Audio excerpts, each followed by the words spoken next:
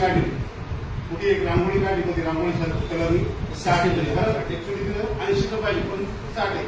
परंतु आपण पाहतो 60 आहे ना, कॅमेरामध्ये काही दिसत नाही. आता सगळीकडे छोटे कॅमेरे लावलेले आहेत. आता यांची काही गरज, तुम्ही इथं आहे, जर गाडी कोणाला दिली असेल, कुणाला जर दिली असेल, तुम्ही जर काय केलं तर तुम्हाला जो काही पराक्रम केला आहे तो लगेच ऑनलाईन येणार आणि ते फोटो सेट येणार का असा पराक्रम यांनी केलाय. म्हणून गाडी कोणाला देताना सुद्धा विचार करायचा आहे, गाडीचा अपघात का होतो.